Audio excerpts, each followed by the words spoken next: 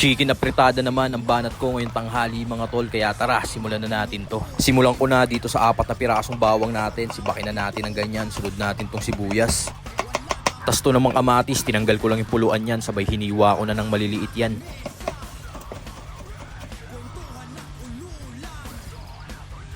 Dito naman tayo sa carrots, tinanggal ko lang yung magkabilang dulo niyan, sabay balatan natin. At hiniwa ko sa desire cut na trip ko mga tropa. Dito naman tayo sa ating patatas, nabalatan ko lang kanina yan tropa at hiniwa ko lang din yan ng desire cut na gusto ko. At okay na ang mise en place ng ating chicken at fritada. Dito naman tayo sa ating manok, sinibak-sibak ko na lang ng simple yan mga tol, wala kasi akong dalang clever knife nyan.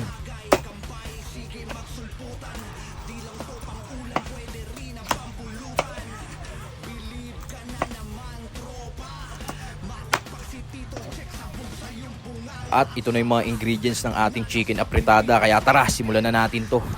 Dito tayo ngayon mga tol, meron ng produkto, i-check nyo sa ating yellow basket. Bagay na bagay sa mga camping trip nyo to.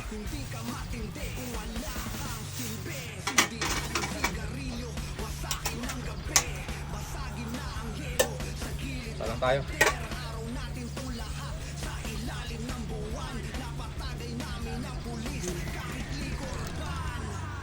Salang ko na itong mga aromatics natin, pinagsabay-sabay ko na mga par at pareho lang din naman yan. Nung nag-translucent, hulog na natin itong mga manok natin.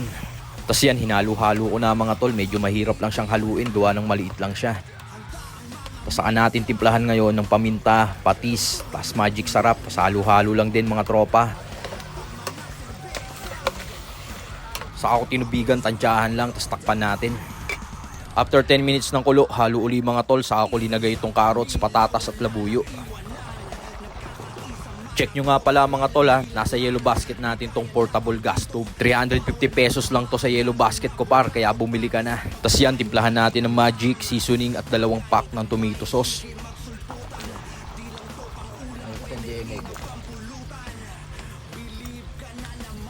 Tapos yan, halu-haluin uli natin mga par. Tapos saka ko lilinagyan ng konting paminta at konting patis.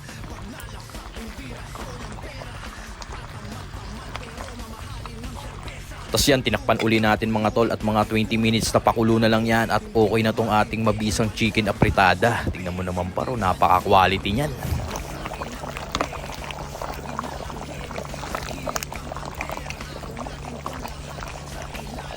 Ayan tayo mga boss.